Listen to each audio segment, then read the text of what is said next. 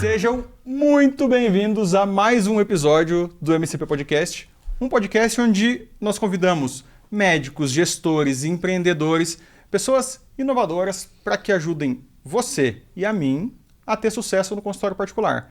Principalmente como se organizar melhor, se estruturar melhor e não cometer os mesmos erros que nós cometemos no início do consultório, que foram muitos. Ao meu lado, como sempre, meu ilustríssimo Felipe Neves. Sempre um prazer. Muito bem-vindo, meu amigo. Jonas. E hoje, cara, temos um convidado de peso, um convidado que eu tenho certeza que a maioria esmagadora dos ouvintes já conhecem, já viram ele de alguma forma. Com toda certeza. É um cara, não viu, errou, né? É uma celebridade médica. Cara, queridíssimo Fernando Figuinha. Muito bem-vindo, Fernando. Prazer enorme estar aqui, obrigado pelo convite. É muito bom estar com vocês aqui conversando de um assunto que não é só cardiologia, né? Vocês vão ver que é muito mais do que isso, né? Então realmente é uma oportunidade única estar aqui com vocês. Obrigado. Demais. Fico lisonjeado, né? A oportunidade. Cara, Figuinha, Cardio Papers. Cara, Cardio Papers é uma referência, né? E, cara, o cara é founder disso, mas ele é muito mais que Cardio Papers, né? Quem vê acha que o Cardio Paper surgiu há pouco tempo, ele vai contar pra gente. Eu vou contar a história. E quem vê acha que tem muitos aniversários que aí. O cara é o Cardio Papers, não é? Olha só, cara, Figuinha. Figuinha, vocês estão em casa aí, né? Os dois juntos da mesma instituição e tal. Eu sou meio de fora aqui, porque, cara, graduou clínica médica e cardio, tudo na USP, fez INCOR, depois acabou indo pra fora, fez UTI na Cleveland Clinic Foundation e, cara, sócio Cardio Papers. Eu fiz escola, então eu me reservo o direito de não gostar de vocês. Você tem o direito. Só para fomentar essa pessoal. Vou vir até mais pro lado aqui, só não vê por causa da câmera. Gente, é brincadeira, tá? A gente se gosta. É possível. Mais ou menos. Figuinha, mas antes de tudo, cara, como é que foi escolher cardio para você? Como é que foi isso? Conta um pouquinho pra gente. Então, cardio eu escolhi, lógico, no primeiro ano da faculdade já. Você entra no HC, daí você já conhece o INCOR, já fica apaixonado, né? Daí eu comecei a fazer, vamos fazer algumas ligas de cirurgia plástica, né? Cirurgia plástica dá dinheiro, aquela tia falando, você vai me operar, isso aqui. Sempre tem. Tá bom, daí eu tentei primeiro ano liga de cirurgia plástica e liga de C. Que era as únicas, ICC, né? Eram as únicas ligas que podia primeiro ano da faculdade. Depois daí placa meio sem graça e tal. Foi reumática com certeza. Lógico. Mas daí eu entrei na IC, daí no primeiro ano já me botaram para dar plantão no PS. Não dar plantão, mas era fazer parte da liga, você podia acompanhar um cara do quinto ano, que era o cara sabidão, né? Que você acha que sabe de tudo, lá no pronto-socorro do INCOR. Daí falou, nossa, eu vou pro pronto-socorro do INCOR primeiro ano da faculdade, você faz nada, né? Você nem sabe o que tá acontecendo. No primeiro ano, o cara do quinto é uma... Meu Deus, né? É um mestre, mas é isso, né? daí o primeiro ano eu já tive algumas experiências no pronto-socorro do INCOR e estava acompanhando o Dr. Vitor Issa, que era da ambulatório de insuficiência cardíaca, todos aqueles caras com a perna inchada, IC, classe final 3, 4, tudo. Eu falei, nossa, é muito remédio, não sei como esse cara sabe de tudo isso. Eu fui me empolgando em cardiologia, já tirei de lado a cirurgia plástica, né, logo no primeiro ano, e fui me empolgando em cardiologia. Daí febre reumática, que é uma das ligas mais clássicas da USP, décadas, né? Daí eu entrei no terceiro ano e fiquei do terceiro ano até o segundo ano de residência de clínica lá. Porque você acabava e ia até o quinto ano, depois no internato e na residência você podia ficar como discutidor da liga. Que legal. Então eu ia lá para discutir com os alunos. Então fiquei um tempão lá e realmente a gente tinha 400, 500 pacientes, tudo cheio de sopro, né? Tudo esperando cirurgia. Então era uma liga de semiologia e de cardiologia, né? Que você conseguia fazer de tudo lá. Então eu acabei me apaixonando, então cedo eu já decidi que queria cardio. E pelo visto já queria ensino também, né? Porque já ficou no internato discutindo, já ficou na residência discutindo. Ensino é uma coisa que motiva bastante, né? Quando você consegue entender bem e passar isso para as outras pessoas é uma coisa muito legal. E eu acho que um dos diferenciais, a gente não chegou no Cardio Papers ainda, mas que eu acho que faz diferença para quem quer ensinar, é entender bem o assunto e conseguir digerir e passar de uma forma fácil para as pessoas, né?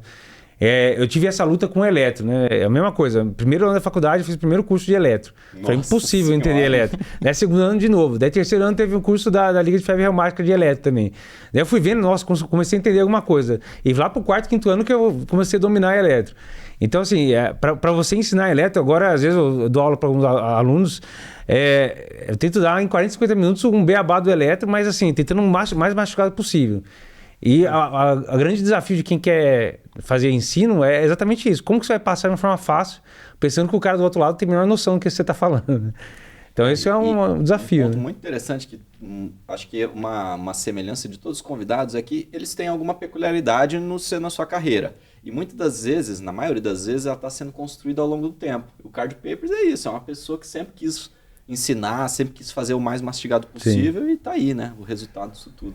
E quantas ligas você fez ao longo aí? Então, a Liga de C eu fiquei uns 3 anos, a febre reumática foi que eu fiquei mais tempo, mas foi basicamente essas 2 ligas. Tem algumas ligas que eu fiquei 6 meses, fiz liga de acupuntura, fiquei 1 ano também fazendo acupuntura no IOT, que é legal para ter um contato com medicina tradicional chinesa, tudo.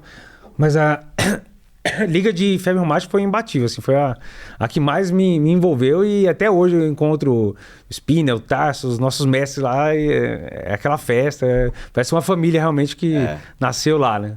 Pô, que legal, cara. A grande vantagem, talvez, de instituições mais tradicionais é toda essa história e a possibilidade de você ir conhecendo, né? Esse braço de ensino que, cara, no 5º ano você está ensinando, né? Então, no 6º ano você está ensinando, você está discutindo com... E você acha que você sabe bastante e o cara lá do outro lado, do 1º e 2º ano, também acha que você sabe bastante. Só os mais velhos que sabem que você não sabe nada. Olha os dois ali conversando sobre nada. Mas você tá ali, cara, tô aqui brilhando. Mas é bom, ensina isso, cara, ensina isso.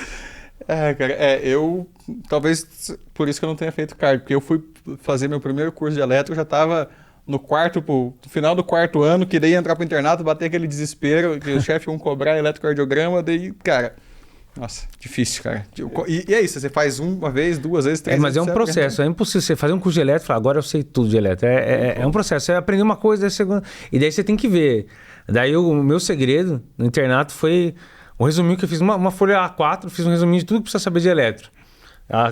Lápis mesmo. Sim. Daí eu botei lá, cara, no final do 6º ano tava destruído esse meu resuminho, mas ele ficou o internato inteiro no meu bolso. Que eu pegava o eletro, daí falava, cara, o que é isso? Aqui parece um BRD, será que o BRD? Eu olhava, putz, BRD mesmo. Né? Então você vai vendo, vai checando se a informação tá certa. Então é um processo longo, né? O que me salvou muito foi, cara, no início da residência, o cursinho de elétrico, porque daí na residência, pô, não, beleza, vou fazer medicina esportiva. E aí nessa eu já trabalhava, o que eu sabia de eletro era emergência. Pronto, emergência infarto, cardiológica. sim, Exato, é infarto, não é infarto, e pronto. Mas aí na residência, a gente rodava no ambulatório de cardiologia do esporte, e antes de eu entrar em medicina esportiva, eu não tinha noção do peso da cardiologia dentro da medicina esportiva. Sim. Daí fui fazer o curso do Cardio Papers. Aí, ó. Os mundos se encontrando. É muito, muito interessante. E gostou do curso? Gostei, pô. Você já ir embora agora. Acabou, chega. Cara, e como é que você conheceu os meninos e surgiu essa ideia aí, Cardio Papers? O que aconteceu? Já nasceu como uma ideia final? Então, começou assim, a gente se encontrou na residência de cardio. Vocês eram todos iguais? A gente é tudo da mesma turma. E nosso primeiro estágio no INCOR foi válvula, 2 meses de enfermaria de válvula. Era eu e Fábio Costa, Salvador, Bahia, meu dupla, né, como ele diz. E a minha dupla irmã era o Lapa e a Silvia. E daí, logo no começo, eu já vi aquele ser do além, né? O Lapa falando tudo decorado do Brown. Eu falei, meu Deus, como esse cara sabe tanta coisa assim. E realmente era um monstro já, né? Tinha acabado de entrar no INCOR, então você acabou de estudar para passar na residência, né? Então ele tava tudo no ponto da língua. E daí, na época, eles estavam querendo fazer um livro de clínica médica da Escola Paulista. Tá. Que era com o Dr. Aécio, tudo. E eles já estavam com todos os autores prontos e estava faltando... Tinha gente que não entregava o capítulo, né? Problema clássico de quem faz o livro. Né? E daí era todo mundo da Paulista e faltou uns 5 capítulos e eles viram que eu tinha um monte de resumo, eu faço resumo desde o internato. Você não quer escrever? Daí eu peguei lá os capítulos de asma, DPLC, hepatite C, hepatite B, peguei os capítulos que estavam sobrando. Eu escrevi, entreguei uma semana para ele e tal, beleza, fechou o livro e entrei no livro. Tudo da Paulista e eu lá, penetra no livro. Daí, pô, o cara entrega os negócios, né? Cumpre com o que promete. E daí a gente já começou a ficar mais próximo, porque a gente viu que a pegada era parecida. E daí, além de gostar de estudar tudo igual lá, a gente gosta de rock igual, ele toca guitarra, eu também toco guitarra. Começou a ter várias coisas em comum aí. E daí a gente foi aproximando. Mas até aí, nada de Cardio Papers. Passamos, então, 2 anos de cardio no INCOR. E o segundo ano, vamos estudar, porque tem que passar na prova de título, aquelas coisas e tal. E daí a ideia era fazer resumos. Eu li esse artigo, saiu... O que era? O Cure. Saiu os trabalhos lá em 2001, 2002 e tal. Faz um resuminho, botava em 10 linhas, mandava pra galera no Yahoo Grupos. Então era basicamente isso. Vamos compartilhar te mastiga a informação e compartilha com a galera da residência. Isso era 2000 e? Isso foi em 2010. E a ideia era compartilhar com o pessoal da cardio Só clínica. do nosso grupo, no grupo em core, acho que é em core, underline 2009, @yahoo-grupos.com.br. Caraca, cravíssimo. E daí a gente, o que a gente pensou? O André, o Galego, ele já tinha alguma noção de montar site, etc. E daí eles falaram, por que você não monta um blog? Acho que foi até o Aécio, da Paulista, que eles continuaram, foi padrinho do casamento do Lapo, tudo. Falou, por que vocês não montam um blog, né? Que o Galego tem noção, né, de informática e tal. Porque daí você pode pegar esse conteúdo que vocês estão criando só compartilhando no Yahoo Grupos e colocar na internet, e daí os caras de outros lugares podem ler e tal. Falaram, legal. Daí montou e daí surgiu o Cardio Papers, com a ideia de compartilhar os resumos que a gente estava fazendo para passar na prova de título. Uma ideia genuína de ajudar as pessoas. Não tinha... só isso. Não tinha nenhuma ideia de ganhar dinheiro. E continuou assim por pelo menos 7 anos. Então, 2010, novembro de 2010, 22 de novembro de 2010, saiu o post ênfases, que foi quando saiu o de Eprenone na insuficiência cardíaca, que foi o primeiro post do Cardio Papers. E daí, a partir dali, a gente estava acabando a residência e...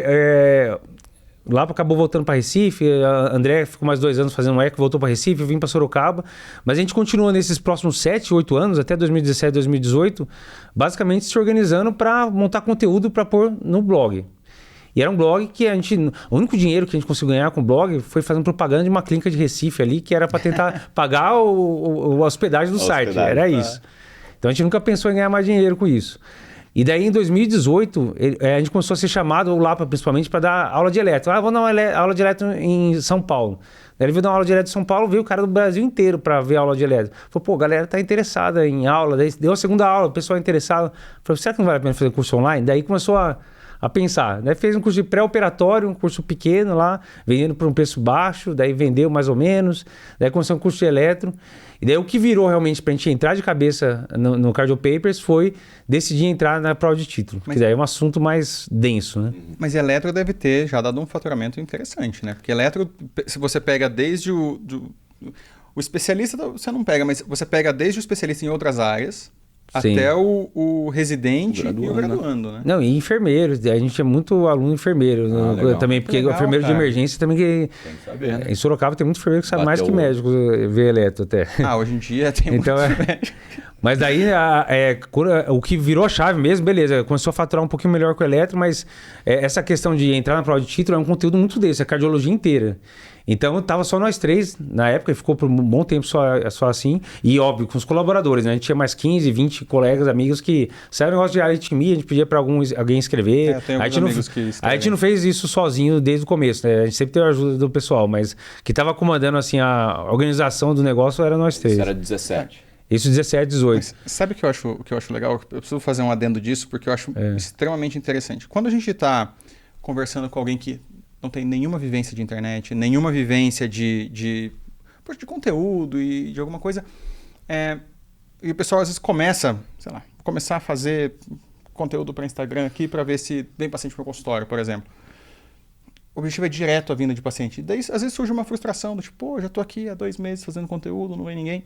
E sabe um ponto comum que eu vejo da maioria das pessoas que tem sucesso com internet e um sucesso estrondoso ou um volume gigantesco de pacientes, que a Pri falou pra gente, que a Gabi falou pra gente, mas a motivação era assim, cara, o objetivo final é entregar valor, é fazer um conteúdo, e às vezes até me aperfeiçoar, porque se eu tô conseguindo fazer o resumo para publicar no blog... você fica você fica melhor, cara. Ou se eu tô conseguindo, cara, fazer um conteúdo para falar pro público sobre aquele assunto, que eu consigo mastigar isso em algo que o leigo entenda, cara, a minha capacidade de transmitir isso para o meu paciente no consultório aumenta muito. Então, mesmo que não dê retorno financeiro, mesmo que não venha paciente num primeiro momento, ou mesmo que o blog seja um blog para compartilhar conhecimento e que nunca virasse um negócio tão grande e tão disruptivo e que ajuda tanto o médico como o Cardio Papers ajuda, tá tudo bem. Né? Sim. Se o Cardio Papers deixasse de existir em 2017, antes do primeiro curso, ainda assim teria sido um negócio muito legal. Sim, sim. E muito positivo, né? Porque ajudou muita gente. A gente encontrava... É que não tinha nossa cara. Isso foi um grande diferencial quando a gente começou a entrar nas mídias sociais. tinha muita gente que seguia o Cardio Papers e ninguém sabia que era a gente, porque era tudo escrito. E ali E daí quando a gente resolveu entrar no Facebook, no Instagram não serve pra nada, vamos para Facebook. Começo lá, né? Não vale nem a pena investir no Instagram. Daí começou o Facebook, começou a crescer só o Facebook, a galera começou a ver a nossa cara. Daí falaram, aqueles caras então são os caras que escrevem e tal, daí começaram a ligar. Daí quando foi para Instagram e explodiu, daí você vai em congresso, todo mundo acha que você é famoso, né? A gente sabe de nada, mas a galera quer tirar foto lá com a gente. é outro nível. Cara, mas eu vou te falar, a habilidade didática que vocês têm é impressionante. A minha noiva foi comigo no Nossa Summit. É. Meu amor, muito obrigado. Ela não é médica. Ela, tipo, tava lá como um extraterrestre. Sim. Mas foi me acompanhar. Amor, obrigado mesmo. Assistiu muitas das palestras. E a do Lapa, ela falou, nossa, adorei essa aula. Não entendi um monte de coisa, mas adorei. Eu gostei e assim, Sim. fiquei com vontade de assistir até o final. É. E aí eu perdi o começo da palestra, porque eu estava discutindo umas questões técnicas lá atrás, e ela falou, nossa, você vai adorar ele, porque vocês são nerd igual. Tá fazendo muita semelhança com filmes e tudo mais. Sim. Muito legal, né? Eu ainda não consegui convencer minha noiva a assistir Star Wars inteiro, cara. Isso é grave. Maria precisa trabalhar, hein? Mas o que eu já consegui fazer, ela assistiu o primeiro Poderoso Chefão. Beleza, ela dormiu no final, ali da metade pro final. Dormiu, mas... Não, Vai assistir bastante. É vitória já. Tá, mas agora, seguindo então. Beleza, começou Cardio Papers, blog. Quando que vocês falaram, cara, isso aqui economicamente é interessante. Então, quando a gente entrou na parte de título, tinha alguns players que estavam mais fortes no mercado, a gente não sabia como ia ser. Mas, na verdade, a gente acelerou bem rápido nesse primeiro ano, exatamente por causa dessa história. Que a gente ficou 7 anos entregando muito conteúdo gratuito de qualidade, sem cobrar nada. Quando a galera viu que a gente tinha um curso revisando a cardiologia, muita gente veio espontaneamente. Porque já conhecia a gente e eu acho que isso ajudou bastante a gente a acelerar rápido no começo. Porque não era um cara perdido que nunca fez nada, vamos começar a dar aula agora. Então eu já tinha um público meu que já seguia a gente no conteúdo mais escrito que seguia a gente no Existia conteúdo. uma didática muito boa, né? E eu acho que tinha uma vantagem também, que era a pessoa conseguia comprar um produto mais barato, por exemplo, o curso de eletro, se ela quisesse, só para ver, e via que a didática era muito interessante, porque, estudar para prova tem uns assuntos... O grande problema é que a gente estuda o que a gente gosta, né? Sim. O que a gente gosta é divertido, o que a gente não gosta é automaticamente chato. E quando você consegue receber isso de alguém que tem uma didática boa, é muito interessante, né? Eu acho que isso... Acredito que esse tenha sido um dos grandes... Eu acho que ajudou a gente bastante foi isso, que a gente focou na prova, aquele joga o jogo, para saber vencer a prova mesmo. Então a nossa ideia, vamos fazer um curso de insuficiência cardíaca, por exemplo, que era a parte que eu dava. Em vez de a gente se aprofundar em fisiopatologia, um monte de detalhes, o que eles pedem na prova? A gente reviu todas as provas dos últimos anos e a gente criava um mapa mental, esse mapa mental mata umas 4 questões dos últimos anos. Então é uma coisa visual e sem muita enrolação. Que poderia colocar... Eu não sou o cara que mais sabe insuficiência cardíaca, tem muita gente que sabe muito mais do que eu. Mas se colocasse o cara talvez demoraria 6 horas para dar o mesmo conteúdo, falaria um monte de coisa que não cai na prova e o que cai na prova o pessoal não pega, sabe? Sim. Então acho que o nosso diferencial foi esse, foi tentar condensar o que realmente é importante para a prova e para ajudar o cara a passar. Então essa questão de didática que eu acho que foi o diferencial. Desde o início não que ele soubesse mais do que... Porque a gente sabe mais do que um monte de gente. Um monte de gente sabe muito mais que a gente, mas... a questão é como passar, né, a informação. Exato. Ter o conhecimento é extremamente importante, mas não é só como o que passar. importa, né? Sim. Como é muito mais importante do que o que. Mas, ainda mastigando essa parte, vocês entraram na prova de título. Ali eu imagino que vocês já tinham uma visão de médio prazo, já sabiam que ali potencialmente faria com que o Cardio Paper se tornasse uma empresa Sim. de fato que crescente e uma empresa de ensino poderosa. Mas vocês já perceberam isso antes de lançar o curso? Ou não? Vocês fizeram um MVP, lançaram... A gente lançou os cursos menores, eletro, pré-operatório, e a gente viu que poderia ter algum mercado. E a gente sabia que a prova de título seria um grande mercado porque a dor é muito grande, né? É aquela história, quanto você vai pagar? Eu vou pagar R$5.000 no curso de eletro. Eletro, eu peço pro cara do lado ver, beleza e tal. Agora, título não. Se você não tiver o título, você não trabalha como cardio no convênio tal, na cidade tal, etc. Então, a dor é muito grande. Então, a tendência é que a galera aceite pagar um valor maior e ser algo que vai ter um retorno financeiro bem maior, um curso que envolva isso, né? Uma dor grande do público, né? Essa que é a grande questão do E a prova de título, se a gente for ver, a prova de título é 1.200, 1.300 pessoas prestando todo ano. Então é essa galera, essa fatia que a gente iria brigar. Então 1.200, 1.300 pessoas que querem passar na prova de título e que tinha 2, 3 players na época. Agora tem muito mais, mas não tinha tanta gente e que a gente sabia do curso deles, a gente chegou a assistir algumas coisas dos cursos deles e era coisa muito simples, era só aqueles slides brancos, cheio de conteúdo. A gente sabia que a gente poderia entregar um diferencial e passar na frente em algum momento. A gente não sabia que seria tão rápido, mas deu rápido, eu acho que exatamente por causa desse diferencial de didática. Cara, aqui tem uma coisa que eu acho interessante, muito interessante, que dá até para fazer um paralelo para consultório, né? Você como empresa, e toda empresa tem o objetivo de ter um retorno financeiro, mas eu peguei algumas coisas aqui. Primeiro, entrega de valor. Segundo, preocupação não só em entregar, mas em como aquele indivíduo vai absorver aquilo. E preocupação não só com o que você está entregando, mas com o resultado do que aquela... Não o resultado da sua entrega, mas o resultado de quem está absorvendo a sua entrega. Sim.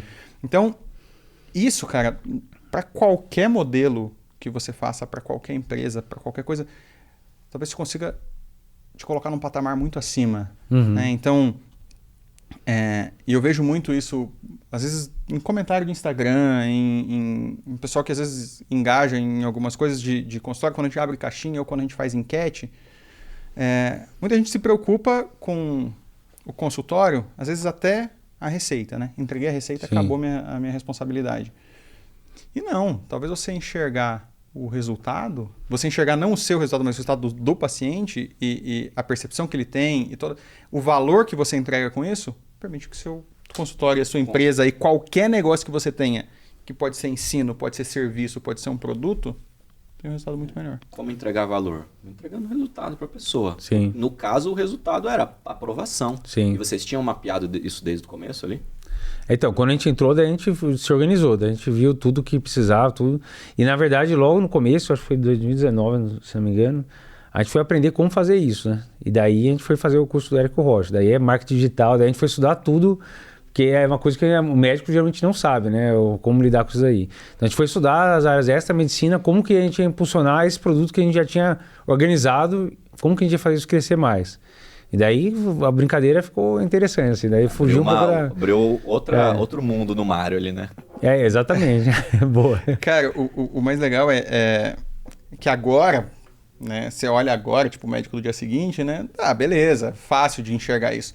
Mas lá atrás, meu amigo, em 2018, em 2017, isso era novidade. Isso era... E, tipo, beleza, o Fórmula do Érico era um grande curso, mas para a área médica, ninguém enxergava isso, né? Existia um preconceito muito grande disso e você fazer isso para o ensino médico e era, cara, um mercado... Era uma latência de mercado muito grande, porque... E é isso, a gente pagava caro por produto ruim, cara. Exatamente, porque não tinha muita opção, muito, né? E desde o começo, que vocês realmente eram blogueiros, né? Começou com um blog. Exatamente. E o preconceito que vocês sofreram de outros colegas, de pessoas, isso existiu muito, de 10 até 19, que é onde então, eu nunca senti preconceito, porque como eu acho que era uma entrega genuína, era coisa objetiva, um conteúdo simples, mastigado pro pessoal. E a gente nunca fez esquema de dancinha, fazer nada apelativo para tentar atrair a atenção. O nosso objetivo principal era passar uma informação digerida. Então, a gente só recebia elogio, mas a gente não tinha nenhuma pretensão inicial em transformar isso em ganho, etc. Era mais para compartilhar o conhecimento, que era algo que a gente gostava e todo mundo acabava aprendendo, né? Você resumia seus artigos, mas o que os outros resumiam, você acabava lendo, você aprendia também. Então era um ganha-ganha de conhecimento científico, só, inicialmente. Então eu não sofri, eu não sei se os meninos sofreram alguma coisa, mas eu não sofri nada, porque acho que como era algo genuíno, o pessoal só elogiava, assim. E o público que entrega, para quem era o produto final, era para médicos, né? Então normalmente é mais tranquilo. Mas sabe um negócio que eu vejo que é bem diferente? Quem o médico que produz conteúdo voltado para o paciente sofre mais preconceito. Sim. Quando você faz conteúdo voltado para médico, você tem que colocar uma roupagem mais técnica, você tem que vestir isso algo que seja atrativo para o médico. Então, o médico vai ser o seu consumidor e é difícil que exista um preconceito. Até porque se ele não gostar, ele só não vai seguir, só Sim. não vai acompanhar e tá tudo certo. Acho que o desafio para quem está lidando com o paciente é maior, porque exatamente como que vai ser a minha linguagem, o quanto que eu vou simplificar a linguagem para o meu cliente entender do lado de lá. Então, às vezes, simplifica demais e pode... o pessoal pode achar, o cara tá falando igual, sem noção. Tal.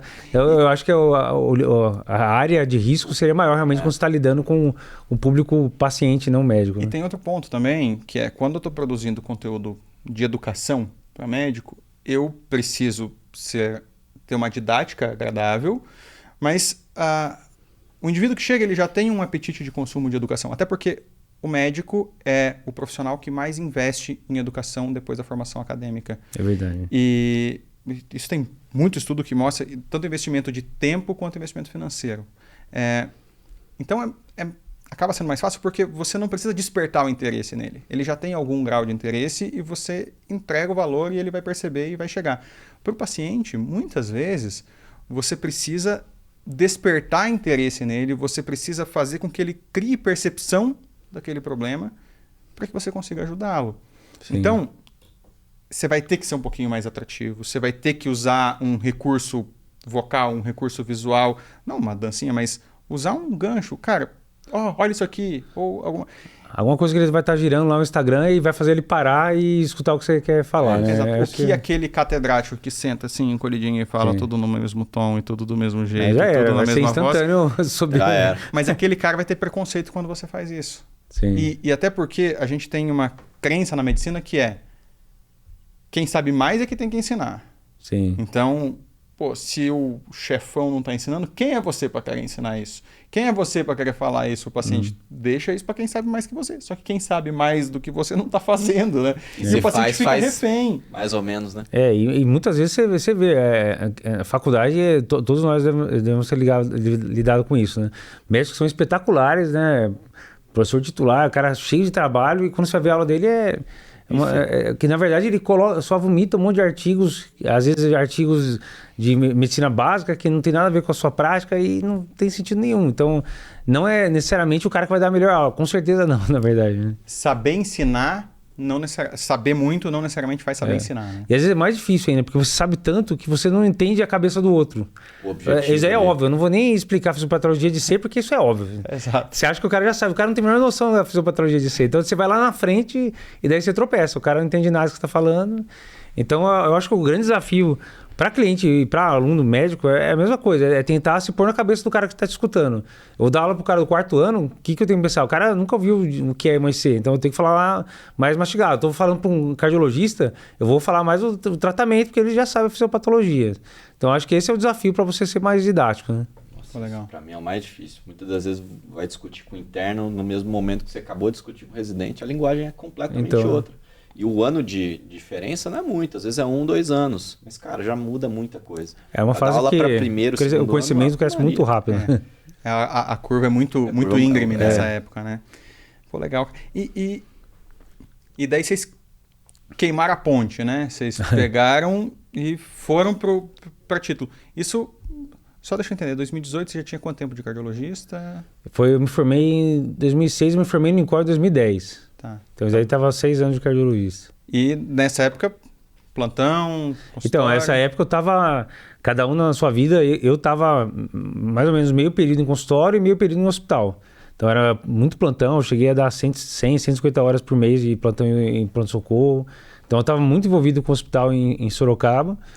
E, na verdade, essa época, até 2017, o Cardio Papers era ou durante os plantões noturnos ou no final de semana, era sempre no horário que dava. Ali, né? Tá. E uma época onde dava para escolher, né? Eu lembro porque eu formei em 2013 e nessa época consultório era uma opção, né? Eu digo, sempre vai ser uma opção, mas era tudo muito, muito horizontal de retorno. Então a gente acabava indo para onde a gente gostava mais, né? Tipo, não necessariamente quem tinha consultório tinha um faturamento maior do que quem fazia plantão, do que quem... Era muito uma escolha. E você optou por ter um consultório, mas viver muito dentro do hospital, porque imagino que você gostasse. Eu gosto muito da parte de emergência, de infarto, de pegar o paciente agudo.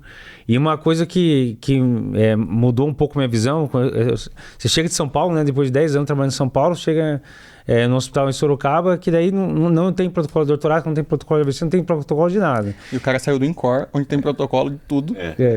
E daí assim, daí você vê, pô, eu ainda sei, porque eu acabei de sair do INCOR e tudo, mas a maioria não tem noção como tratar um infarto. Então, era natural que os pacientes eram muito, não maltratados, essa palavra é ruim, né? Mas não tratados com o tratamento ideal, segundo as diretrizes, assim. E daí, logo, acho que um mês que eu estava trabalhando lá, já pediram, você não pode escrever o protocolo de ortorácica e tal? Eu falei, não, mas acabei de começar a dar plantão. Não, pode escrever aí, escreve aí, que ninguém vai fazer isso, sabe? Daí tá bom. Sempre te pedem isso, né? Escreve aqui os capítulos. Daí eu escrevi tipo beabá, assim. O cara chegou assim, daí faz o score de time na época, né? Que agora é o Hart. Daí faz aqui, daí tem a prescrição baixo risco, prescrição para o risco intermediário, um beabá para quem não é cardio. Lá era um plantão que tinha dermato no plantão, urologista, ginecologista, todo mundo no plantão de clínica, então era aquela... Não era só clínico. Então eu tentei homogeneizar a conduta da galera em relação ao infarto. Daí deu certo, gerenciava isso, né? Porque o que não é gerenciado não melhora, né?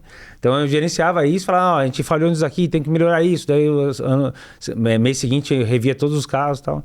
E daí foi aumentando. Você não quer fazer de AVC também? Eu não sou neuro, não, mas os neuro... Tá bom. E o protocolo de AVC começou a trombolizar. Nenhum hospital trombolizava em Sorocaba. Isso em 2015, mais ou menos. É absurdo, né? Mas tudo bem. Daí começou a trombolizar. Daí protocolo de TVP para enfermaria. Daí, quando eu vi, eu estava virando um gestor de qualidade do hospital. E eu fiquei assim uns 7 anos até a gente conseguir a Joint, a JCI. Foi o primeiro hospital do interior que conseguiu a JCI. Caraca, que foi no Médico Sorocaba lá. E daí terminou a Joint, conseguimos a Joint, eu saí desse cargo, porque eu estava crescendo muito no Cardio Papers. Já era 2018, a gente estava voltando para a prova de título. Daí eu falei, acho que agora eu encerrei o meu ciclo aqui, consegui uma Joint, daí eu fui para o Cardio Papers. Então eu peguei uns 7 anos assim, de gestão de qualidade, que foi interessante porque a ideia era melhorar a qualidade assistencial para os pacientes. Então é uma coisa que, na verdade, pensando no âmbito consultório, me ajudou muito porque o pessoal me via como uma referência de qualidade. Então você vai encaminhar para quem? Para que cardiologista? Tem um monte de cardiologista aqui, não, mas esse cara é o cara que vê o infarto lá de todo mundo e tal. Então essa autoridade posição criada, né? No hospital, numa cidade como Sorocaba que eu estava, eu acho que me ajudou a fazer o consultório crescer porque eu virei uma referência de qualidade entre os colegas médicos lá da região, né? E você vê que assim, isso é estratégia de captação indireta, né? Então... offline, né? Então, assim, para quem está assistindo, a gente às vezes fica pensando, cara, eu não quero fazer conteúdo para Instagram, captação é só Instagram. Lógico que não, né? Estratégia de captação, e talvez a gente nem pensa tanto no resultado final, mas o paciente chegar até você é porque ou ele ou alguém que ele confia te vê como uma referência. Sim. Como que eu faço isso? Posso fazer online, posso fazer offline, posso fazer via hospitalar, posso fazer isso via... Cara, eu posso falar... na igreja, cara. Eu posso pegar exatamente. Ali... Cara, porque você entrega valor, você ajuda de fato. Sim. E quando você ajuda, você acaba colhendo os louros depois. Quando você faz as coisas com vontade, com amor, você está fazendo isso por Sim. fazer de forma indireta, no caso, os protocolos, você salvou vidas, você melhorou a assistência das pessoas. Sim. De forma indireta, sim, e muita gente, né? Muito mais do que você atender uma pessoa efetivamente. Então, e era isso que me empolgava, né? Porque você conseguia atuar o mês inteiro, entre aspas. Assim, você conseguia fazer com que a galera nunca trombolizava, de repente trombolizou uns 20 pacientes nesse primeiro ano e tal. Fala, pô, é um monte de gente que estaria lá hemiplégico na cama, que talvez agora tá andando, falando normal. É uma coisa que para mim é muito... É a motivação, voltando, né? É a motivação. Legal, cara. Top demais. E daí chegamos em 18. Saiu da qualidade, mergulhou no Cardio Papers. Daí, quando a gente decidiu entrar na questão de título, daí o conteúdo era muito denso. Daí a gente tinha que focar em criar aula tudo do zero, né? Então montar todas as aulas, gravar todas as aulas para entregar no cronograma que a gente já tinha decidido. Então, de janeiro até outubro vai ter aula toda semana de tal tema, dividimos em 3. Eu, o André e o Eduardo. Pesado, hein? Daí cada um se vira, assim. Você tem que... Deve ser esse programa para gravar tudo para entregar. Então esse primeiro ano foi muito difícil porque... era acordando de madrugada, era um caus para conseguir entregar. Cada um gravava sozinho? cada um gravar sozinho. A gente combinou um esquema padrão, ó, a gente compra essa câmera, compra esse programa e tal. Como o chroma key, o galego descobriu o que é aquele negócio verde e tal. Como o chroma key para tirar o fundo e tal. Daí a gente fez um padrão e daí cada um se virava em casa. Você gravava e editava a aula. Então era nós cada um três. editava a sua aula também? Editava, fazia tudo. Caraca. E a gente subia na plataforma. Não tinha ninguém mais na empresa, era nós três só. A gente foi ter o primeiro funcionário, acho que foi em 2020, que foi um cara de suporte. Que foi o Thiago, que começou com a gente. E daí era basicamente para responder e-mail, responder dúvidas, tudo. Mas a gente não tinha ninguém para ajudar no resto. E como é que era a venda disso? Era via plataforma, Hotmart? O que vocês faziam? Então, a gente ficou em dúvida, a gente acabou focando mais na EDUS. Tá. Que é de Sorocaba também, por coincidência. Então a gente fazia... Todo o curso ficava hospedado na EDOLS, da Harris Park.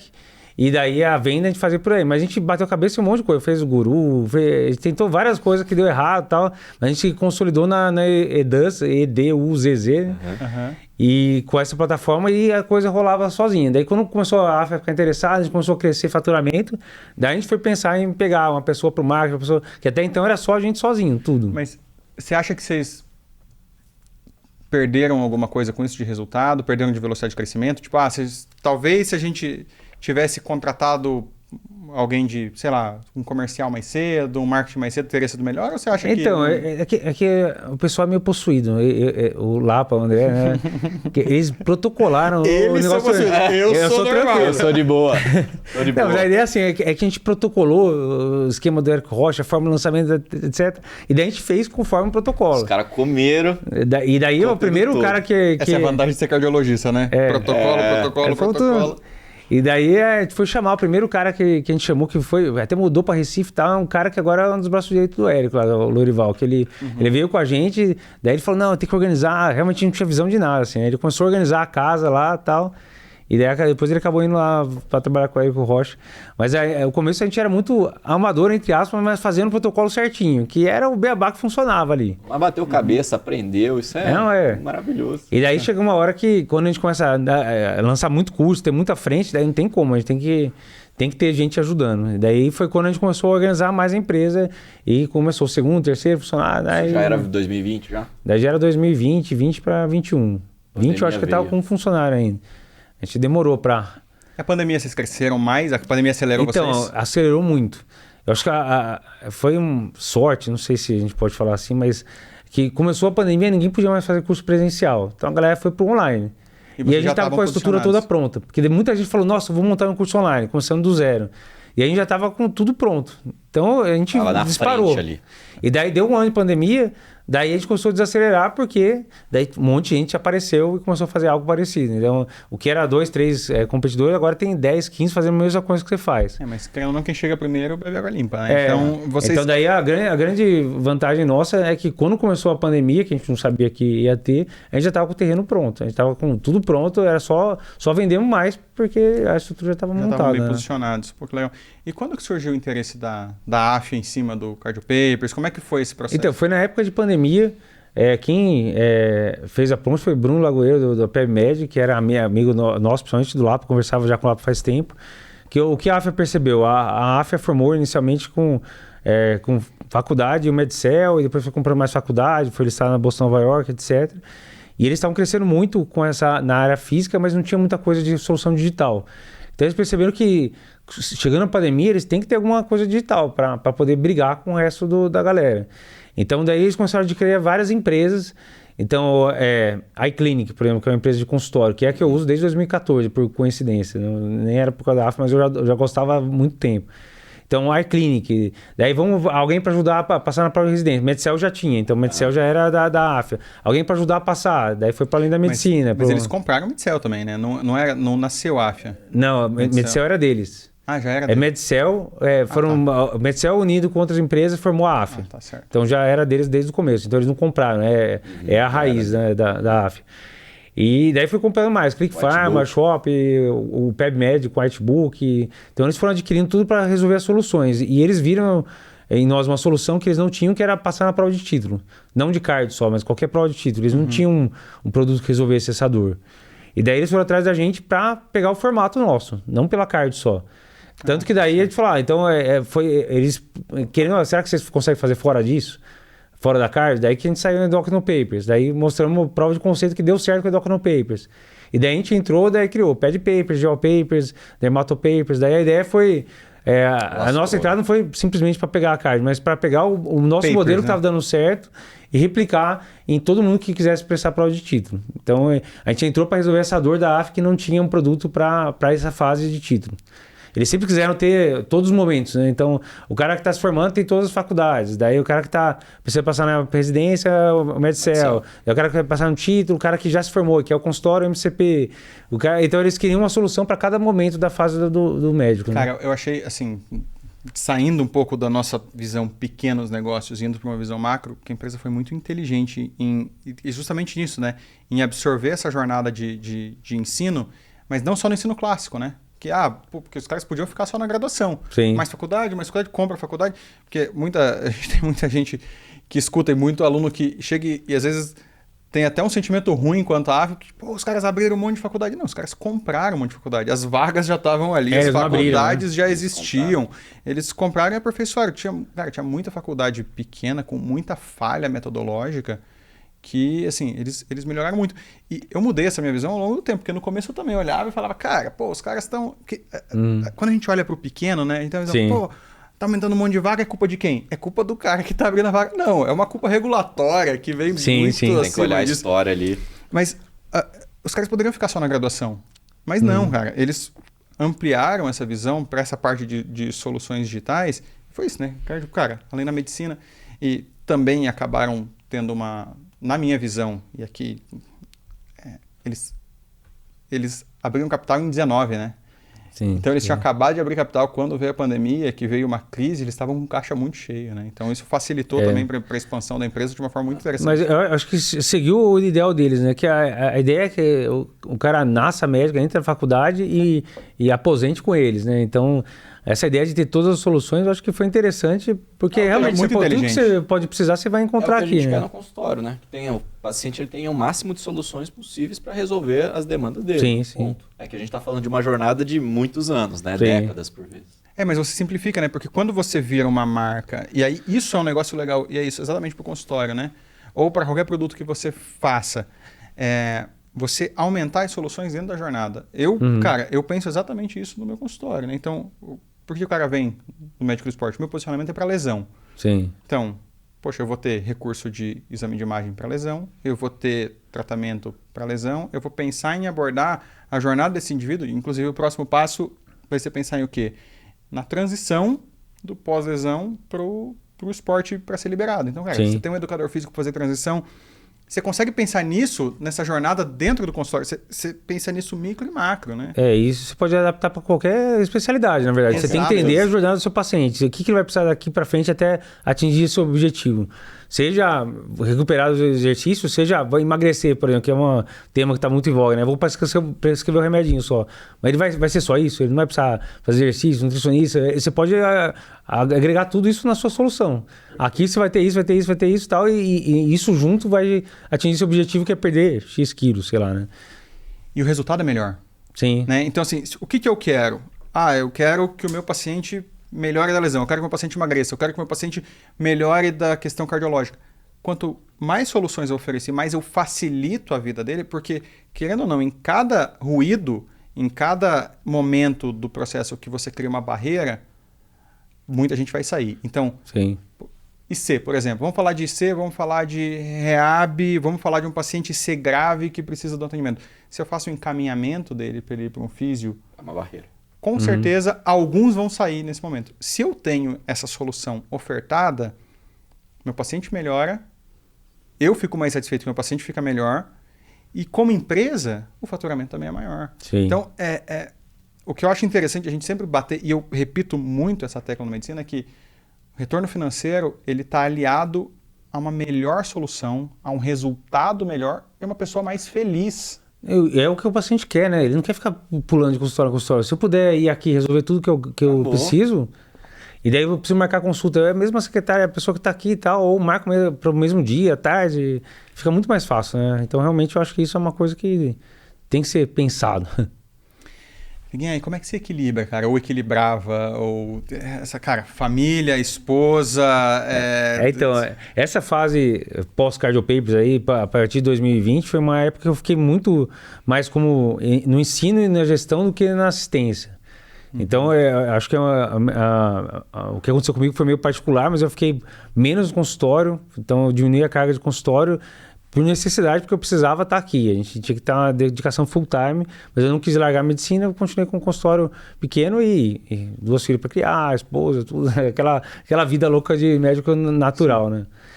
Então, agora, a gente tem que se adaptando. A minha história é uma, mas todo mundo tem sua história. Eu acho que cada momento você tem que se adaptar, né? Eu estou no momento agora de voltar a ver mais o consultório. Então, eu estou no momento que agora tá mais tranquilo, tudo tá rolando sozinho do Cardio Papers, eu não estou tendo que pensar em cada passo do Cardio Papers, então eu posso pensar em algo mais fora só da parte de ensino. Então, daí eu tô pensando... Entrar no MCP, hein? Boa.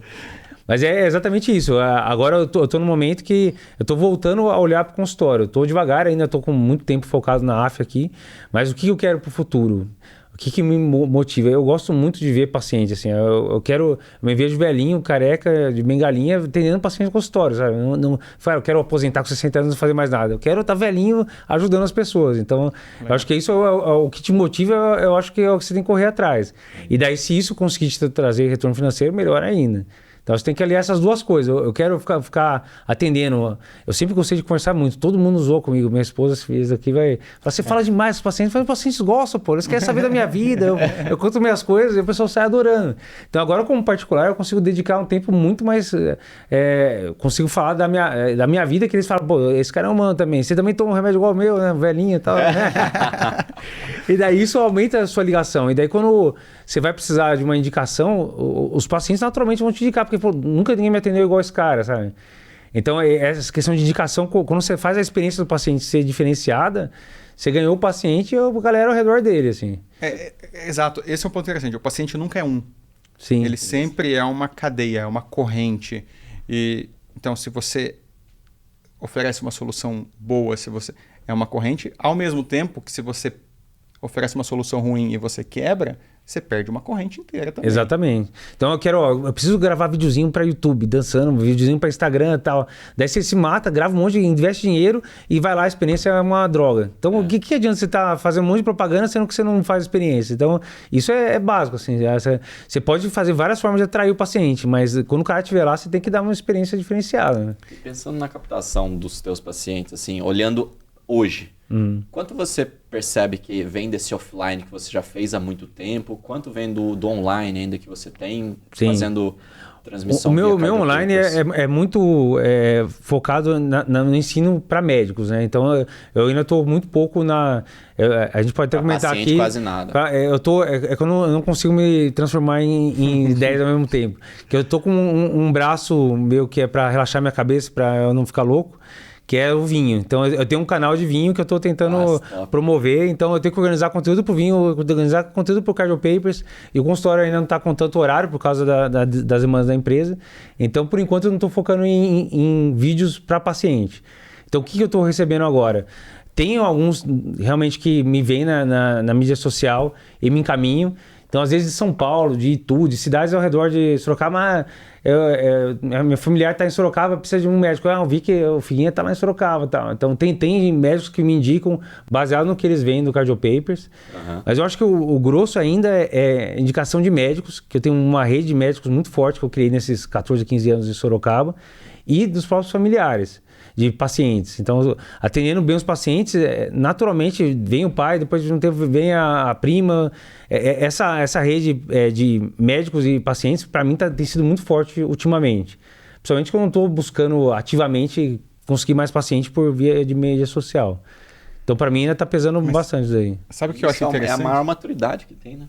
Sabe o que eu acho interessante? É o quanto essa visão empreendedora, empresarial, a gente consegue transportar para vários modelos, né? Então, cara, porque essa é uma falha a nós, ao médico como um todo, né? A medicina é diferente, e a gente acha que a gente é um mundo à parte. A gente lida com uma questão muito sensível, mas a gente lá no final do dia, um prestador de serviço. Sim. o serviço que a gente faz envolve saúde e vida, ainda assim é uma prestação de serviço.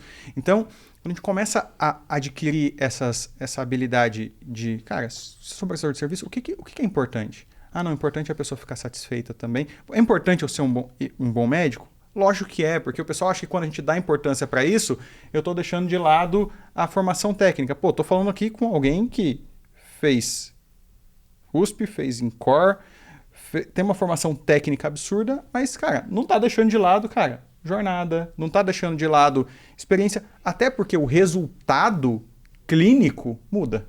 Sim. O paciente que engaja tem mais resultado e tem inúmeros estudos com isso. Então, e a gente consegue transportar, né? Você vê que Fernando, a construção empresarial não foi no consultório, mas tem uma visão de consultório impressionante, né? Porque acaba sendo empresa também. Eu vou reformar meu convite, acho que eu não vou chamar para ser aluno do MCP, eu vou chamar para ser mentor do MCP. Tá bem direto com o mentor. E Fernando, cara, e para gerir e organizar isso tudo, eu percebi, beleza, estou dando mais energia para Cardio Papers, estou baixando um pouco aqui. Como que fica essa percepção? Consegue equilibrar bem? Ou a mulher dá umas broncas quando chega em casa que está trabalhando muito? Como é que funciona? Não, então, na verdade minha mulher trabalha mais do que eu, então... A esposa é médica também, trabalha em UTI e no consultório, a gente tem um consultório junto. É um consultório pequeno que a gente está focando mais em qualidade. É basicamente uma sala, ela é reumato, eu sou cardio, a gente divide meio a meio, porque a gente não está lá sempre do tempo, né? Uhum. Mas a ideia é mesmo, assim, é tentar atender com excelência. Ela formou em Botucatu também, tem uma formação excelente. Então a ideia, a base, eu acho que é fundamental. Agora, se você tem uma base muito boa, realmente, a experiência ficar ruim, eu acho que você tem que trabalhar em todos os pontos, não tem como, né? Então, atualmente, eu acho que eu tenho conseguido gerenciar bem aí todos os meus horários, eu estou até mais tranquilo com minha esposa também. Então a gente precisa entrevistar ela para ver o que tá rolando. E o vinho, cara? É um hobby? Então, vinho é um hobby, a gente comecei com ela, primeiro curso de vinho, começamos a nos interessar, e como o médico gosta de estudar, né, já não estuda quase nada, né, vamos estudar mais um pouco, daí eu fiz uns 4, 5 cursos, e daí eu resolvi ser profissional, sommelier profissional, daí eu fiquei um ano indo para Campinas fazer o curso profissional da ABS, Associação Brasileira de Sommelier, e daí eu consegui o certificado de sommelier profissional. Caramba. E daí, estudando bastante, eu comecei a participar de um monte de confraria. A mesma coisa, o que eu faço com a Cardio Papers, ensinando a cardiologia, eu quero ensinar vinho pra galera, sabe? Que legal, então daí ficou como um braço à parte, assim, putz, já estudei demais, hoje vi um monte de problema de paciente, agora eu quero relaxar. Eu vou estudar, eu vou dar uma lida no negócio do vinho, abro um vinho diferente lá e posto um conteúdo sobre esse vinho. Então meu foco inicial era acalmar a cabeça. Mas daí, como você trabalha Cardio Papers, empreender, etc., você começa a ver, eu posso tentar empreender aqui. Daí eu tô com essa visãozinha que talvez dê para brincar de empreender também no vinho. Mas mesmo que eu não empreender, é uma diversão, é onde você alivia a cabeça, é onde você... Sim. Então, se não der certo, é o que eu falo, eu gravei um curso, não deu certo, pelo menos eu tô bebendo vinho, eu tô feliz, sabe? Não tem motivação é alegria, felicidade e acabou. Aliás, antes dessa época pré-AF, eu gravei um curso de vinho em 5 dias, foi entre o Natal e o Ano Novo, foi um presente de Natal para os alunos dos Cardio Papers. E eu postei, tive 1.500 inscritos. Caramba. É um curso de 2 horas, curso básico de vinhos que foi de graça, só para presente de final de ano para os alunos dos Cardio Papers. Então eu já tenho lá os 1.500 alunos desse meu curso de vinho, então já tenho algumas coisas embrionárias do negócio. Você vê que o Cardio Papers faz uma revolução. Eu não lembro Wine Papers. Qual que é a revista. Tem uma revista acadêmica que todo final de ano eles publicam um artigo diferente, né? Que foi quando saiu sobre ortopedista e anestesista, quem que sabia mais, quem que estudava mais. Não lembro, é uma revista grande que todo final de ano eles publicam um artigo que não é diretamente relacionado ao core. É um artigo divertido, né? E realmente são estudos que acontecem, né? Tipo, esse estudo em questão, eu sei porque minha irmã é anestésio e dá muita... Eles fizeram um estudo comparando quem estudava mais e quem sabia mais, porque o ortopedista tem fama de não estudar. E aí o ortopedista ganhou do anestésio. E é legal isso daí. Pô, entrega vinho. É legal isso, porque isso melhora o engajamento dos porque alunos, a galera né? tá muito intenso no cardiologia, daí fala, pô, vai falar de vinho, pô, eu tinha interesse, né? Vamos ver esse curso, ainda mais sendo de graça, né? Vamos lá, é um presente e tal. E às vezes isso sai fora da caixa, né? Você pensa um pouco fora da caixa e você acaba fidelizando mais a galera, né? Pô, esse aqui foi tipo um presente de final de ano e tal. A questão, por exemplo, que os dois tocam guitarra. Eu tenho certeza que tem muita gente que se identifica com a música e tudo mais. Isso fideliza, né? Fala assim, sou humano. Então, eu acho que isso também é um dos diferenciais, que a gente nunca tentou falar, não, a gente tem que estar sempre de terno, gravata, falar certinho, tudo. Não, a gente pega no carro e grava e tal. O pessoal vê que a gente é um cara normal, assim, tá saindo, tá descabelado e tal. A aula do então Lapa, isso por exemplo, te aproxima, né, de quem tá te seguindo. A aula do Lapa com os filmes que foi comentado, é isso. Todo mundo viu Star Wars, todo mundo, ou quase todo mundo, né? Thundercats, pô, ele sempre faz pergunta do Thundercats e fala, pô, você faz pro pessoal mais novo, ninguém sabe o que é isso. Agora, tem que ter mais cuidado. Piada do Thundercats eu acho que não dá mais pra fazer, cara. Já tem cardiologista que nasceu pós essa época. Então. Eu acho que... Depende do seu público, tem que atualizar a sua aula do Lapa. Mas é isso, mas cria conexão. Porque no começo, beleza, né? Porque o cara fez graduação, o cara fez residência, o cara fez outra residência. Não, ele vai conhecer. Mas agora, 2025, tem gente que já é cardiologista que nasceu em 98, cara. Então. Já tem em 98. Já, o pessoal assistia Digimon, cara. Teletubbies, essas coisas aí, cara. Pô, legal. Digimon é da minha época. Não é da sua época, não. Você já tá... Não pegou, não? Sabe um negócio interessante que eu peguei aqui, cara? Que também serve para quem está ouvindo, a importância de você testar pequeno, né? De você experimentar. Então, eu quero montar um consultório, quero crescer no consultório, mas eu não tenho certeza, ou eu não... Cara, entra em outro lugar, atende no consultório de alguém, atende no corpo, testa, experimenta, vê se aquilo é para você. Passo, né? Exato. E não desiste na primeira porrada. E no começo, cara, no comecinho, minha sugestão é, cara, você quer testar? Esquece grana. Pensa se é algo que é satisfatório, é algo que você gosta, é algo interessante. Você vai querer estar daqui a 20 anos fazendo a mesma coisa que você está fazendo agora? Tipo, se você está sofrendo demais agora, alguma coisa está errada. Exatamente. Então, assim, você pode não estar ganhando dinheiro, mas é um negócio que eu gosto, tá, vamos continuar, né? Tudo bem, mas... Vai dar certo se você 20 gosta. 20 anos fazer uma coisa que você odeia, eu odeio consultório, não dá certo, sabe? Então, você tem que estar no caminho certo, né? Quando eu tô com um aluno que às vezes está na dúvida se quer ou não, e se gosta ou não, eu costumo fazer a provocação, né? Cara, se todos os empregos pagassem a mesma coisa, se todo mundo recebesse exatamente o mesmo valor, o que você faria hoje? Essa é uma provocação interessante. Você estaria fazendo isso? Daí a pessoa, estaria. Então bora, cara. Então vamos pra cima. É isso. Pô, cara, estamos chegando ao fim. Cara, que rápido, cara. Tá errado. Eu acho que tá errado esse controle de relógio aí, hein, pessoal? Porque, pelo amor de Deus, não parece que passou todo esse episódio, muito gostoso. Hein? Cara, que papo. Pô, Fernando, faltou um vinho mesmo. Faltou um vinho. Eu devia ter trazido um vinho aqui. Eu peço desculpas. A próxima vez eu trago. Então vai ter que dar parte 2. Eu preciso de uma tacinha com o logo da AF. Eu vou conversar com o pessoal. Aqui é só água mesmo, pessoal. Então, eu queria entender. Quem quer te encontrar, quem quer consumir os conteúdos que você produz, onde que te encontra? Então, o perfil que eu tenho no Instagram, o Instagram eu acho que é onde está mais presente, né? Estou no Afia Cardio Papers, que é onde a gente publica regularmente. O meu perfil pessoal de medicina mesmo é o Fernando Figuinha, tudo junto. Certo. E o do vinho é o Dr. Brasil, que é o perfil que eu tenho publicado algumas coisas de vinho, que se você quer ir para esse lado, aí é... Eu não sou um bebedor de vinho, mas eu vou acompanhar. Porque... Não, dá uma olhada. Eu gosto pelo menos de entender. Porque às vezes tem o que o pessoal... Daí você tem que... É o mesmo esquema. Adoro os vinhos que é mais caro e tal. Você publica, ninguém gosta, né? Você põe um vinho de R$60, a galera vai ao delírio, pô. É o que o pessoal quer. O pessoal quer um vinho que é gostoso por R$60. Então você tem que respeitar o que o seu público quer. Né?